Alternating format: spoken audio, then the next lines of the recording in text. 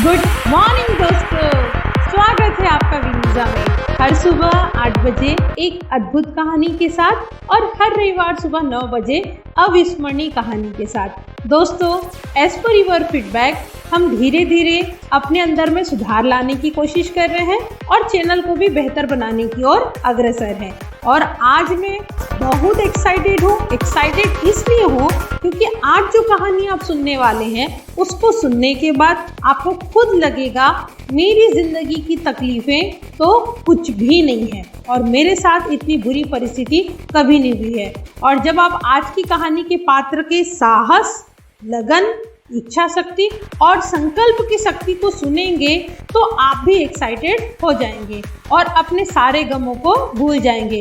तो हमारी आज की कहानी ऐसे योद्धा की कहानी है जिसने जीवन में आने वाले हर बाधा को पार किया और अपने हर लक्ष्य को पूरा किया। तो हमारे योद्धा का नाम है, नाम नहीं डायरेक्ट कहानी सुनिए। आज की कहानी का शीर्षक है संकल्प की शक्ति। कुछ कर गुजरने के लिए मौसम नहीं मन चाहिए, साधन सभी जुट जाएंगे, संकल्प का धन चाहिए। चलिए शुरू करते हैं आज की कहानी। तो आज की कहानी का शीर्षक जैसा मैंने आपको शुरुआत में ही बताया, संकल्प की शक्ति है। देहात में एक छोटा स्कूल था। जाड़े के दिनों में वहाँ कोयले का एक पुराना स्टोव जला दिया जाता था ताकि क्लास गर्म रहे। एक छोटा लड़का हर दिन सुबह स्कूल आता था। वह टीचर और सहपाठियों के आने के पहले आग जला देता था ताकि उनके आने तक कमरा गर्म हो जाए। एक सुबह जब सभी लोग आए तो उन्होंने देखा कि स्कूल में आग लगी हुई है। उन्होंने आग से जलती इमारत से छोटे बच्चे को बाहर निकाला। वह बेहोश हो चुका था और जिंदा कम मुर्दा ज्यादा दिख रहा था। उसके शरीर का निचला हिस्सा बुरी तरह से जल गया था। उसे करीबी काउंटी हॉस्पिटल में ले जाया गया।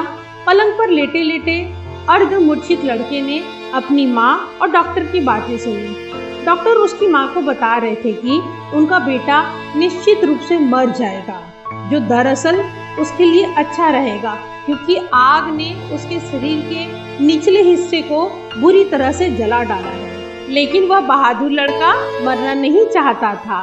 उसने जिंदा रहने की ठान ली। इसलिए डॉक्टर को यह देखकर बहुत हैरानी हुई कि वह बच गया। जब मौत का खतरा टल गया तो उसने एक बार फिर डॉक्टर और माँ को धीरे धीरे बातें करते सुना। डॉक्टर ने बताया कि चूंकि आग ने उसके शरीर के निचले हिस्से का इतना सारा मांस जला दिया था, इसलिए यह बहुत अच्छा होता कि वह मर जाता, क्योंकि अब वह जिंदगी भर अपाहिज रहेगा और अपने शरीर के निचले हिस्से का उपयोग कभी नहीं कर पाएगा। वह कभी नहीं चल पाएगा। एक बार फिर बहादुर लड़के ने संकल्प कर लिया, वह अपाहिज नहीं रहेगा, वह चलकर दिखाएगा। लेकिन दुर्भाग्य से कमर के नीचे उसके शरीर में जान ही नहीं थी। उसके पतले पैर बेजान से लटके हुए थे। अंततः उसे अस्पताल से छुट्टी मिल गई। हर दिन उसकी माँ उसके छोटे पैरों की मालिश करती थी, लेकिन उसे कोई एहसास नहीं होता था, कोई नियंत्रण नहीं, कोई हलचल नहीं। लेकिन उसका संकल्प था कि वह चलकर दिखाएगा।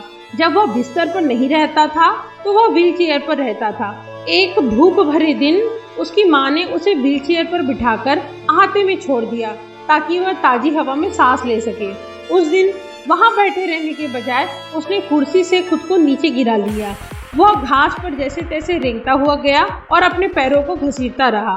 वह अपने घर की लकड़ी की सफेद बागड़ तक गया।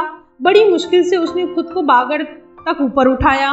फिर धीरे धीरे वह खुद को बागड़ के साथ साथ घसीटने लगा, क्योंकि उसने संकल्प कर लिया था कि वह चलकर दिखाएगा।